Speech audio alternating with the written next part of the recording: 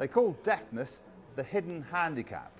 A deaf person looks perfectly reasonable until they can't hear what the barmaid's saying, or they have to turn down a trip to the cinema, or they don't really see the fun in sitting in for a night watching the telly. Those sort of hardships are what the members of Fulham Deaf 11 have to face every day of the week, which is why for them football is the great escape.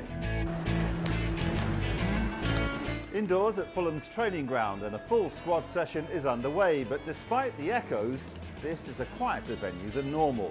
No shouts, no calls, no protests, no need, because this is Fulham Deaf FC in action.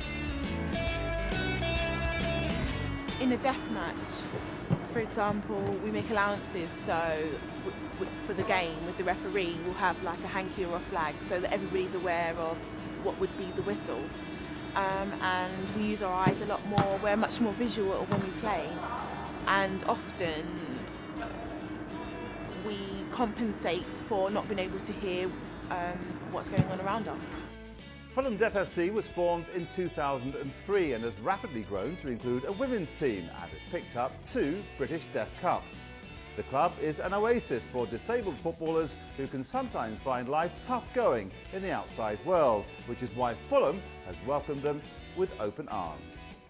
Working with the deaf football team gives us an excellent opportunity to develop our coaches by putting them into a very challenging environment, experiences they wouldn't normally have when they're working with young people in, say, a school environment.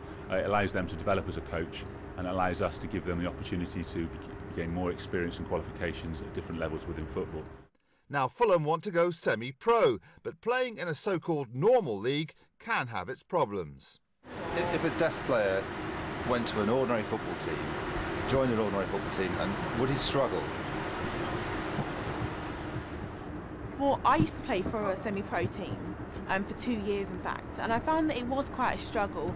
On the football field itself it was fine, I was absolutely the same. It was just the before and after parts, it was quite lonely on the communication side of things. It's quite difficult to have that interaction there, and also to win the confidence of the manager, because the manager feels that he can't communicate with me, so therefore he doesn't want to pick me. But obviously different situations vary, so if you have that good relationship with the manager then it might work. So Fulham's deaf players continue to thrive against the odds. They may not be able to hear what's going on around them, but they claim they can see an even brighter future.